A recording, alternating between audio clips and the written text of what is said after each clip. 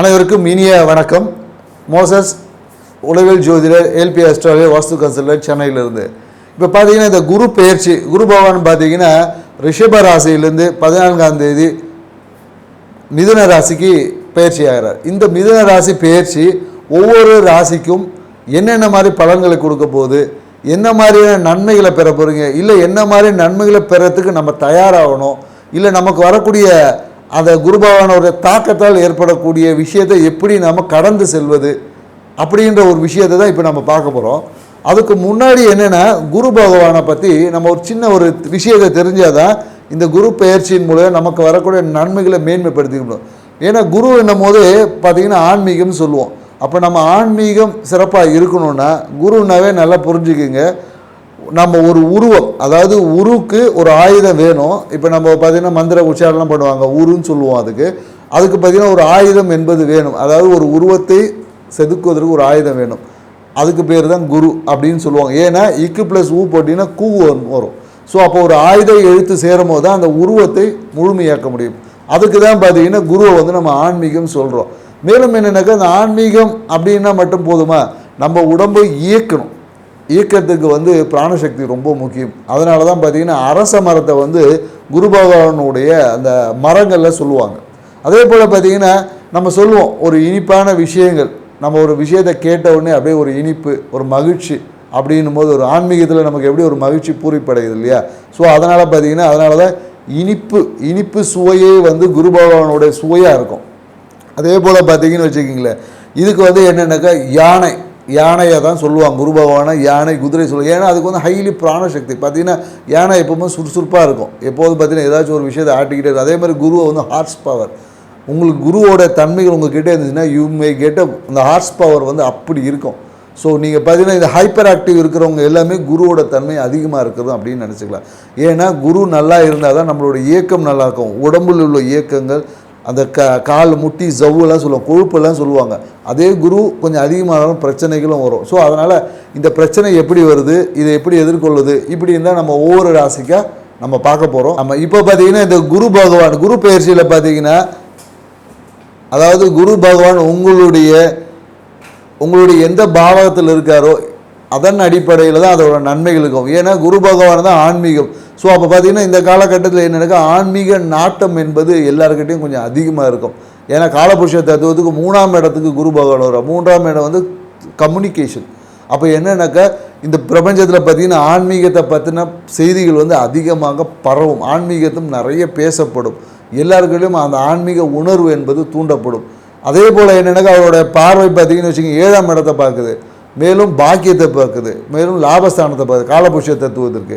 So அப்போ என்னென்னாக்கா, உங்களுடைய இந்த காலகட்டத்தில் என்னென்னாக்கா, அந்த உறவுகள் என்பது நல்ல ஒரு உறவுகள் என்பது எல்லாருக்கிட்டையும் ஏற்படும். அதாவது என்ன, கணவன் மனைவி உறவு எல்லாமே இந்த காலகட்டத்தில் சிறப்பாக இருக்கும். அதே போல் என்னென்னாக்கா பாக்கியங்கள், ஏன்னா இந்த காலகட்டத்தில் எல்லாருமே எல்லா பாக்கியத்தையும் பெற போகிறாங்க.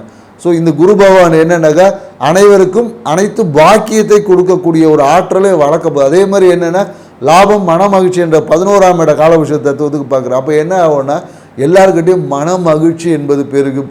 அவங்க செய்யக்கூடிய செயல்களில் லாபம் வந்து அதிகரிக்கும். ஸோ இந்த மாதிரியான விஷயங்கள் எல்லாமே இந்த காலகட்டத்தில் குரு பகவான் கொடுக்க தயாராக இருக்கிறார். அப்போது அவர் தயாராக இருக்கிறாரு. இதை பெறுறதுக்கு நாம் அதுக்கான குவாலிஃபிகேஷனை வளர்த்துக்கணும் இல்லையா? ஏன்னா நம்ம அதுக்கான குவாலிஃபிகேஷனை வளர்த்துக்கும் போது தான், அதுக்கான ஆற்றலை நமக்குள்ளே வளர்த்துக்கும் போது தான் குரு பகவானுடைய கொடுக்கக்கூடிய அனைத்து நன்மைகளையும் நம்மளால் அனுபவிக்க முடியும். ஏன்னா இன்றைக்கி எல்லாருக்கும் கடவுளும் கொடுக்க தயாராக, நம்மளை வந்து பெறத்துக்கான தகுதி நம்மக்கிட்ட குறைவாக இருக்குது. அதைத்தான் நம்ம இன்றைக்கி பரிகாரம் அப்படின்னு சொல்கிறோம். பரிகாரங்கள் வழியாக, ஏன்னா நம்மக்கிட்ட ஒரு விஷயம் இல்லாததை சேர்த்து கொள்வது பேர் தான் பரிகாரம். அப்போது இல்லாத ஒரு விஷயத்தை நமக்குள்ளே ஏற்படுத்திக்கும் போது அந்த குரு பகவானுடைய அனைத்து நன்மைகளும் நமக்கு கிடைக்கும். நம்ம வாழ்க்கையில் ஐஸ்வர்யம் பெருகும், வாழ்க்கையை சிறப்பாக வச்சுக்க முடியும். மேலும் என்னென்னாக்கா, இந்த காலகட்டத்தில் என்னென்னா குழந்தை பேர் என்பது சிறப்பாக ஒரு விஷயம் இருக்கும். ஏன்னா குழந்தை பேருக்கு வந்து நிறைய பேர் வந்து இருப்பாங்க. ஏன்னா இந்த வீரியஸ்தானம் என்னுடைய 3ஆம் இடத்துல தான் குரு பகவான் வர்றார். அப்போ என்னென்னாக்கா, வீரியம் என்பது எல்லாருக்கிட்டையும் அதிகமாக இருக்கும். உங்களுடைய உடல் வாக பொறுத்து அதே சில பேருக்கு வீரிய குறைபாடும் வரக்கூடிய விஷயம் இருக்குது. ஸோ அந்த இடத்துல தைரியம் என்பது குறையும். அப்போ தைரியம் குறையும் போது அந்த இடத்துல ஆன்மீகத்தை நம்ம சேர்க்கும் போது நம்மளுடைய தைரியம் என்பது பேலன்ஸ் ஆகும். அப்போ வாழ்க்கையில் நம்மளால் எல்லா நன்மைகளையும் சிறப்புகளையும் இந்த குரு பயிற்சியில் நம்மளால் பெற முடியும். அதனால் ஒவ்வொரு ராசிக்கும் எவ்வாறு இந்த குரு பகவான் என்னென்ன நன்மைகளை வழங்க போகிறாரு அப்படின்ற பிரகாரமாக கணவன் மனைவி பிரச்சனை தீர, பிரிந்தவர்கள் ஒன்று சேர, தகாத உறவில் இருந்து விடுபட, செய்வினையை செய்தவருக்கே திருப்பிவிட, எதிரிகள் உதிரிகளாக, வழக்கில் வெற்றி காண, வியாபாரத்தில் முன்னேற்றம் அடைய, பணம் பொன் பொருள் சேர 11 நாளில் உங்களது அனைத்து பிரச்சனைகளும் கேரள முறையில் பிரசன்னம் பார்த்து சரி செய்யப்படும். உடனே தொடர்பு கொள்ளுங்கள். ஜெயா டிவி புகழ் மேல்மருவத்தூர் ஞானகுரு அவர்களை. கன்னிராசி பார்த்தீங்கன்னா காலபுருஷ தத்துவத்திற்கு 6வது ராசி. ஸோ இப்போ இதனோட அதிபதி பார்த்தீங்கன்னா புதன் பகவான். இப்போ ஏன்னா கன்னிராசிக்காரங்களை பொதுவாக பார்க்கும்போது என்னென்ன எப்போதும் பார்த்தீங்கன்னா ஒரு தொழில் சிந்தனை இருக்குது. எல்லாத்தையும் ஆராய்ச்சி பண்ணிக்கிட்டே உட்காந்துருப்பாங்க. எப்போதும் என்னென்னாக்க ஏதோ ஒரு பிஸ்னஸ் பண்ணணும், அதுவும் என்னென்னாக்க சீக்ரெட்டாக பண்ணணும், யாருக்கும் வெளியவே சொல்ல முடியாது. கன்னிராசிக்காரங்க என்ன தொழில் பண்ணுவாங்க என்பது அவ்வளோ சீக்கிரத்தில் யாருக்கும் வெளியே தெரியாது. ஏன்னா மனம் என்பது அவ்வளோ ஒரு ரகசியத்தை உள்ளே அடக்கி வச்சுருக்கோம். என்ன பிஸ்னஸ் பண்ணாங்கன்னு அவங்க சொன்னால் தான் நமக்கே தெரியும். ஸோ அதே மாதிரி என்னென்னாக்க இந்த டாக்குமெண்ட் சார்ந்த விஷயம், குறிப்பாக இந்த நிலம் சார்ந்த விஷயம், டாக்குமெண்டேஷனை ஏதாவது ஒன்று ஃபைலை வச்சுட்டு அப்படியே பார்த்தீங்கன்னா சுற்றிக்கிட்டே இருப்பாங்க கன்னிராசிக்காரங்க. ஸோ இவங்க எப்போதும் இவங்களோட ஃபுல் ஃபோக்கஸிங் இதுவாக தான் இருக்கும். ஏன்னா இவங்க மனம் பார்த்திங்கன்னா அப்படியே ஒரு எப்போதும் அந்த ஃபைனான்ஷியல் சார்ந்த விஷயத்துக்கு. ஆனால் இவங்களோட மனசில் பார்த்திங்கன்னா தைரியம் என்பது கொஞ்சம் குறைவாக தான் இருக்கும். அதாவது தைரிய குறைவு என்பதுனாக்க அந்த வீரியம் என்பது இருக்கும். ஆனால் வெளியே சொன்னால் ஏதாவது ஆகிடுமோ அப்படின்ற மாதிரி ஒரு குழப்பத்திலே தான் இருப்பாங்க.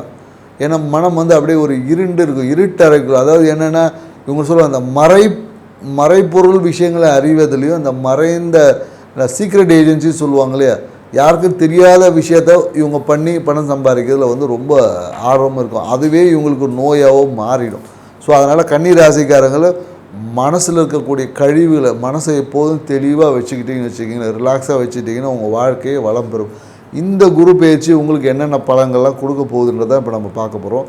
ஏன்னா இதுவரையும் பாக்கியத்தில் இந்த குரு பகவான் இப்போ எங்கே வராரு, 10ஆம் இடம்னா கர்மஸ்தானத்துக்கு வராரு. அப்போ கர்மஸ்தானத்துக்காக வரக்கூடிய குரு பகவான் உங்களுடைய தொழிலில் ஒரு மாற்றத்தை ஏற்படுத்த போகிறாரு.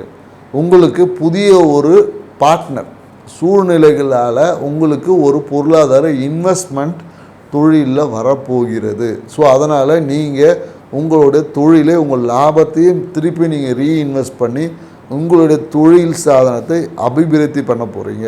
இதுதான் உங்கள் விஷயத்தில் நடக்க போகிறது. ஸோ அதனால் கன்னிராசிக்காரங்க ரொம்ப நீங்கள் தெளிவாக இருக்கலாம். உங்களுடைய மாற்றம் தொழில் சாணத்தை தொழில் அபிவிருத்தி செய்வதில் கண்டிப்பாக இருக்கும். இதில் சூழ்நிலைகளால் உங்களுக்கு எதிர்பார்த்த ஒரு பார்ட்னர் கிடைக்க மாட்டாங்க. ஃபைனான்ஷியல் பார்ட்னர் இந்த காலகட்டத்தில் கன்னிராசிக்காரங்களுக்கு கிடைப்பாங்க. இல்லை சினிமா துறையில் இருக்கக்கூடிய கன்னிராசிகளை பார்த்தீங்கன்னா இந்த காலகட்டத்தில் படம் ஒன்று எடுத்தால் காசு வந்தால் அந்த படத்தை முடிச்சிடலாமே அப்படின்லாம் எதிர்பார்த்துருக்கக்கூடியவர்களுக்கு இந்த காலகட்டத்தில் பொருளாதார உதவிகள் என்பது கண்டிப்பாக கிடைக்கும். அதன் மூலமாக உங்களுடைய ப்ராஜெக்ட் என்பது இந்த காலகட்டத்தில் சக்ஸஸ் ஆகும். மேலும் ஏன்னாக்கா குரு பகவானோட பார்வை உங்களை 2ஆம் ஸ்தானத்தை பார்க்கறதுனால கண்டிப்பாக பொருளாதார ஆதாயம் என்பது உண்டு. ஸோ நீங்கள் எதையும் வெளியே சொல்லாதனால எப்போதும் சீக்கிரம் வச்சதுனால உங்களுடைய அந்த தொழில் என்பது தொழிலை அபிவிருத்தி செய்கிறன்ற பேரில், ஏன்னா ராகுவோட விஷயங்கள் 6ல் வரும்போது என்ன பண்ணிவிடுவோன்னா கடனை அதிகமாக வாங்கி பிரம்மாண்டமாக கடன் வாங்கி பிரம்மாண்டமாக பண்ணலான்னு நினைப்பார். தயவு செய்து அதிகமான கடன் சுமையில் அதிகமான வட்டிக்கு பணத்தை வாங்கிடாதீங்க. அது உங்களுடைய வருமானத்தையும் ப்ராஃபிட்டையும் குறைத்து விடும். ஸோ அதனால் இந்த காலகட்டத்தில் இயற்கையாகவே உங்களுக்கு தொழில் முதலீடு என்பது இருக்குது. ஸோ அதனால் நீங்கள் அந்த விஷயத்தை பாருங்கள். அதே போல் என்னென்னாக்கா இந்த காலகட்டத்தில் படிக்கக்கூடிய மாணவர்களாக இருந்தீங்கன்னா கண்டிப்பாக இந்த காலகட்டத்தில் ஒரு மருத்துவம் சார்ந்த தொழிற்கல்வி என்பது உண்டு. மருத்துவம் சார்ந்த விஷயம் என்ன படிக்கணும்னு நினைத்தாங்களோ அந்த விஷயத்தை கண்டிப்பாக படித்து முடிப்பீங்க. அந்த விஷயம் உங்களுக்கு கிடைக்கும். ஆனால் இதே காம்படேட்டிவ் எக்ஸாம் இப்போ ஏதாவது டிஎன்பிசி இந்த மாதிரி எக்ஸாம் எழுதக்கூடிய கன்னிராசிக்காரர்களாக இருந்தாங்கன்னா கொஞ்சம் ஃபோக்கஸிங் அதிகமாக தேவை. ஏன்னா உங்களுடைய ஆன்சைட்டியால் உங்களுடைய அந்த பரபரப்பு, அதாவது உங்களுக்குள்ளே ஒரு ஏன்னோ சீக்கிரம் முடிச்சிடணுன்ற அதிகப்படியான அந்த ஆன்சைட்டியாலே உங்களுடைய நீங்கள் சரியாக டிக் பண்ணணும்னு கையை கொண்டு போவீங்க, அதை தப்பாக மார்க் பண்ணிட்டு வந்துடுவீங்க. இப்படி நிறைய கன்னிராசிக்காரர்கள் அவங்க வாழ்க்கையில் சரியான விஷயம் தேர்ந்தெடுக்கிற போய் தப்பாக மாற்றிடுவாங்க. ஸோ அதனால் பொறுமை என்பது உங்களுக்கு அவசியம். ஸோ மேலும் என்னென்னாக்கா அம்மா சார்ந்த விஷயத்தில் இந்த காலகட்டத்தில் மிகுந்த ஆதாயம் இருக்குது. ஏன்னா வீடு சார்ந்த விஷயம் இல்லை அம்மா சார்ந்த விஷயம் இந்த காலகட்டத்தில் குரு பார்வை பெறதுனால புதிய வாகன சேர்க்கை என்பது ஏற்படும். அதுவும் என்னென்னாக்கா நல்ல காஸ்ட்லி ஒரு பட்ஜெட்டில் நல்ல காஸ்ட்லி வெஹிக்கிள்ஸ் வாங்குவீங்க. அப்படி இல்லைன்னா நல்ல ஒரு கம்ஃபர்ட்டான ஒரு நல்ல ஒரு வீடு, தனி வீடு வந்து அமைய வாய்ப்புகள் அதிகமாக கன்னிராசிக்காரர்களுக்கு இருக்குது. ஸோ மேலும் என்னென்னாக்கா இந்த லாபம் ஒன்று வரும். ஸோ அந்த லாபத்தை, தொழிலில் வரக்கூடிய லாபத்தை ஒரு குறிப்பிட்ட விகிதத்தை மருத்துவ விரயம் செஞ்சுருங்க. ஏன்னா மருத்துவ எக்ஸ்பென்சஸ் கன்னிராசிக்காரர்களுக்கு உண்டு. ஸோ அதனால் தொழில் அதிகப்படியான அழுத்தத்தினால மருத்துவ விரயங்கள் ஏற்படும். உங்களுடைய விரயத்தை குறைக்கணுன்னா நீங்கள் உங்களுடைய நண்பர்கள் இல்லை உங்கள் உறவினருக்கு யாருக்காவது உடம்பு சரியில்லைன்னு உங்களுக்கு ஏதாவது கால் வந்துச்சுன்னா நீங்கள் அவங்களுக்கு ஏதோ ஒரு குறிப்பிட்ட தொகை, ஒரு 100 ரூபா கூட வச்சுக்கிங்களேன், உங்களுக்கு மனசில் தோணுன ஒரு தொகையை அவங்களுக்கு சும்மா ஒரு மெடிக்கல் எக்ஸ்பென்சஸ்க்கு அப்படியே அனுப்பிச்சி விடுங்க. அப்போது உங்களுடைய மெடிக்கல் எக்ஸ்பென்சஸ் குறைக்கும். இதுதான் நம்ம பரிகாரமாக உங்களுக்கு சொல்கிறோம். ஸோ பரிகாரம் என்பது என்னென்னாக்கா சும்மா சாமி கும்பிட்றது மட்டுமே பரிகாரம் இல்லை. சாமியை கும்பிட்டு நம்மளுடைய வாழ்வியலை மாற்றங்கள் ஏற்படுத்தும் போது தான் அந்த பரிகாரம் என்பது முழுமையடையும். இல்லை என்றால் அது ஒரு சம்பிரதாயம் மட்டுமாக தான் இருக்கும். ஏன்னா இந்த கிரகங்கள் நன்மையை பண்ணுமா தீமையை பண்ணுமால, கிரகங்கள் அதன் வேலையை செய்யும். இதுதான் விஷயம். கிரகங்கள் அது வேலையை செய்யும். நாம் இருக்கிற இடத்துக்கு பொறுத்த மாதிரி அந்த தன்மைகள் பிரதிபலன்கள் எல்லாமே மாறுபடும். நீங்கள் கன்னிராசியாக இருக்கிறதுனால தான் உங்களுக்கு மெடிக்கல், இன்னொருத்தருக்கு வேறு ஒரு எக்ஸ்பென்சஸாக இருக்கும்.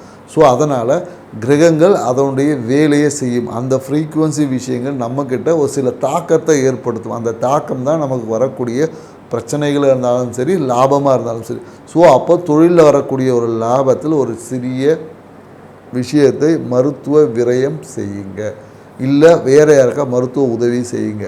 ஒரு சிறிய தொகையை கடனை அடைப்பீங்க. ஸோ இந்த விஷயங்கள் எல்லாமே கன்னிராசிக்காரங்களுக்கு இந்த காலகட்டத்தில் நடக்கப் போகிறது.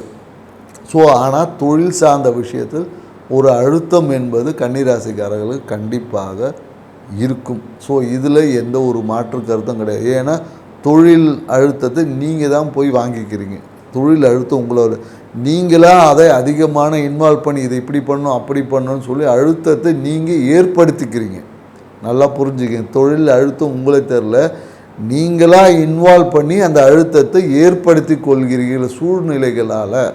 அப்படி என்பதை புரிஞ்சுங்க. அப்போ நீங்களாக ஏற்படுத்தி கொடுக்குற விஷயத்தை உங்களால் குறைத்துக்கொள்ளும். ஏன்னா அதுவாக வந்தால் பரவாயில்ல, நீங்களாக ஏற்படுத்தக்கூடிய விஷயங்களை நீங்களே குறைத்து கொள்வது உங்களுக்கு ஒரு பரிகாரம். ஸோ பரிகாரம் என்பது வாழ்வியல் சார்ந்த விஷயமாக இருக்கணும். ஸோ அதனால் உங்கள் அழுத்தத்தை நீங்களே குறைத்து கொள்ளுங்கள். மேலும் என்னென்னாக்கா வீடு வாகன சேர்க்கை என்பது உண்டு. மேலும் இந்த காலகட்டத்தில் இந்த அழுத்தத்தை போக்குறதுக்கு என்ன பண்ணலாம் அப்படின்னு பார்த்தீங்கன்னு வச்சுக்கிங்களேன், முடிஞ்ச ஒரு சிதம்பரம் நடராஜ பெருமானை போய் சந்திச்சுட்டு வாங்க. சிதம்பரம் நடராஜ பெருமானை வழிபாடு செய்வதன் மூலியமாக உங்கள் வாழ்க்கையில் ஏற்பட்ட அழுத்தம் மாறும் அப்படின்னு நம்ம சொல்ல முடியும். ஸோ மேலும் என்னென்னாக்கா மகாலட்சுமி வழிபாடை செய்வதன் வழியாக உங்கள் வாழ்க்கையில் பொருளாதார அபிவிருத்தி என்பது ஏற்படும். ஸோ அதனால் என்னென்னா இந்த காலகட்டத்தில் நீங்கள் ஒரு விஷயத்தை சிறப்பாக செய்யணுன்னா உங்களுடைய மனம் என்பது முதல்ல அமைதியாக இருக்கும். ஸோ அதனால் மன அமைதிக்காக நீங்கள் ஒரு யோகாவை இல்லை மெடிடேஷன் ஏதோ ஒரு விஷயத்தை அளவாக செஞ்சுக்கோங்க. ஏன்னா நீங்கள் ஆராய்ச்சி அளவாக செய்கிறது ஏன் சொல்கிறோன்னா, நீங்கள் அதையே ஒரு ஆய்வு பண்ணிவிட்டு அதுவே ஒரு மன அழுத்தத்துக்கு ஏற்பட்டு மனநோய்க்குள்ளே போகக்கூடிய வாய்ப்புகள் இருக்குது. ஸோ அதனால் உங்களுடைய சீக்ரெட்டாக நீங்கள் செய்யக்கூடிய விஷயத்தை கொஞ்சம் ஓப்பனாக 4 பேருக்கு சொன்னீங்கன்னா அதுலேயே பாதி மன அழுத்தம் குறைஞ்சிரும். இல்லைன்னா அளவாக மைண்டை கொஞ்சம் அளவாக வச்சுக்கிற முடியும். ஏன்னா இந்த ரகசியங்கள் உள்ளடக்கும் போது அது மிகப்பெரிய அழுத்தத்தில் நிறைய கன்னிராசிக்காரங்க வந்து சிக்கிறாங்க. ஏன்னா நம்ம நிறைய பேருக்கு அவங்களுக்கு சொல்லக்கூடிய விஷயத்தை தான் இங்கே நம்ம பரிகாரமாக சொல்லிட்டோம். ஏன்னா உளவியல் சார்ந்த விஷயத்தில் அவ்வளோ இருக்குது சொல்லணும்னா. ஸோ நம்ம இங்கே அது ஒரு குறிப்பிட்ட ஒரு விஷயத்தை தான் நம்ம இங்கே உங்களுக்கு பகிர்ந்துக்கிறோம். ஸோ உங்களோட லாபத்தை அதிகரிக்கணும்னா நீங்கள் வந்து ஒரு என்னென்னாக்கா அந்த நீர்நிலைகளை ஒட்டி இருக்கக்கூடிய ஒரு அம்மன் கோயில், நீர்நிலைகள் ஒட்டி இருக்கக்கூடிய அம்மன் கோயிலில் பால் இருக்கிற பால் அபிஷேகம் இல்லை பால் பாயாசம் இந்த மாதிரியான விஷயத்தை நீங்கள் அங்கே கொடுத்தீங்கன்னா உங்கள் லாபம் என்பது உங்களுக்கு அதிகமாகும். நீர்நிலைகள் ஒட்டில் ஆறு இல்லை குளம் இந்த மாதிரி இருக்கக்கூடிய கிராம தேவதைகள் சொல்ல மாரியம்மன் கோயில், செல்லியம்மன் கோயில், இப்படி நிறைய கோயில்கள் இருக்கும். ஸோ இந்த கோயில்களில் இருக்கக்கூடிய அம்மன் கோயிலில் நீங்கள் அம்மனுக்கு பால் அபிஷேகம் செய்தாலும் சரி, அப்படி இல்லைன்னா பால் பாயசம் செஞ்சு அவங்களுக்கு அந்த கொடுத்து எல்லாருக்கும் கொடுக்குறதா இருந்தாலும் சரி, இதை நீங்கள் செஞ்சுட்டு வந்தீங்கன்னாவே உங்களுடைய குடும்பத்தில் இருக்கக்கூடிய லாபம், மன மகிழ்ச்சி என்பது பெருகும். உங்களுடைய உடம்பில் உள்ள வியாதிகள் என்பது குறையும் அப்படின்னு சொல்லலாம். நீங்களும் கொஞ்சம் குடிச்சிட்டு வந்தீங்கன்னா உங்களுடைய உடலில் இருக்கக்கூடிய ஆரோக்கியம் என்பது மேன்மையடையும். குறிப்பாக கன்னிராசிக்காரங்க நம்ம சொல்லக்கூடிய விஷயங்கள் என்னென்னாக்கா, உங்களுடைய சுற்றத்தில் இருக்கிறவங்க இருக்காங்க இல்லையா, உங்கள் சுற்றத்தில் இருக்கக்கூடிய நபர்களுடன் வாக்குவாதங்களை தவிர்த்து கொள்ளுங்கள். ஏன்னா அந்த வாக்குவாதமே பார்த்தீங்கன்னா கன்னிராசிங்க சுற்றி இருக்கிறவங்களோட அவ்வளோவா பேசவே மாட்டாங்க. அவங்க வீட்டை சுற்றி இருக்கிறவங்கக்கிட்ட அவ்வளோ பேசவே மாட்டாங்க. அதுவும் குறிப்பாக தம்பி கிம்பின்னு சொல்லிட்டாங்கன்னு வச்சு கண்டிப்பாக பிரச்சனைகளுக்குள்ளே சிக்கிடுவாங்க. ஸோ அதனால் சுற்றத்தாருடன் கொஞ்சம் உணர்ச்சி வசப்படுவதை குறைத்து கொண்டு அவங்களோட நல்ல நட்பு பாராட்டுங்க. நீங்கள் உங்களுக்கு ஒரு வழிபாடுன்னா கன்னிராசிக்காரர்களுக்கு நம்ம சொல்லக்கூடிய ஒரு சிறப்பான வழிபாடுனா என்ன பண்ணலான்னா, பரிகாரமாக தேங்காய், சரிங்களா, தேங்காய் உடைப்பது உங்களுக்கு மிகப்பெரிய ஒரு பரிகாரமாக இருக்கும். அது ஏதாவது ஒரு முருகர் கோயிலில் போயிட்டு, இல்லை போகிற வழியிலேயே கூட ஒரு தேங்காய், இல்லை விநாயகர் கூட ஒரு தேங்காய் உடைக்கலாம். விநாயகர் சூற தேங்காய் உடைக்கணும். சும்மா உடைச்சிட்டு சாமிக்கு அர்ச்சனை பண்ணுறது இதில் கிடையாது. நீங்கள் ஒரு தேங்காயை உங்கள் தலையை சுற்றி ஒரு உடைச்சிட்டு நீங்கள் எடுக்கக்கூடிய அனைத்து முயற்சிகளும் வெற்றி அடையும் நம்ம சொல்ல முடியும். குறிப்பாக தொழிலில் லாபம் பல மடங்காக பெருகும். இது மிகுந்த சித்தறியலில் சொல்லப்பட்ட கன்னிராசிக்காரங்களுக்கு மட்டும்தான் இந்த விஷயங்கள் பொருந்தும். ஸோ அதனால் கன்னிராசிக்காரங்க அவங்கள தலையை சுற்றி தேங்காயை முருகர் உடைச்சாலும் சரி, விநாயகர் உடைச்சாலும் சரி, உங்கள் தொழில் ரீதியான எடுக்கக்கூடிய முயற்சிகளில் உங்கள் லாபம் பல மடங்காக அதிகரிக்கும். இதில் எந்த ஒரு மாற்று கருத்தும் கிடையாது. திடீர் அதிர்ஷ்டங்கள், திடீர் வாய்ப்புகள் பெருகும். வாழ்க்கை மேன்மையடையும். நன்றி, வணக்கம். கடவுள் அருள் டிவியை பார்த்தமைக்கு நன்றிகள். மேலும் இது போன்ற தகவல்களை தெரிந்து கொள்ள கடவுள் அருள் டிவியை சப்ஸ்கிரைப் செய்யுங்கள். மறக்காமல் பெல் ஐக்கானை கிளிக் செய்யுங்கள். கணவன் மனைவி பிரச்சனை தீர, பிரிந்தவர்கள் ஒன்று சேர, தகாத உறவில் இருந்து விடுபட, செய்வினையை செய்தவருக்கே திருப்பிவிட, எதிரிகள் உதிரிகளாக, வழக்கில் வெற்றி காண, வியாபாரத்தில் முன்னேற்றம் அடைய, பணம் பொன் பொருள் சேர 11 நாளில் உங்களது அனைத்து பிரச்சனைகளும் கேரள முறையில் பிரசன்னம் பார்த்து சரி செய்யப்படும்.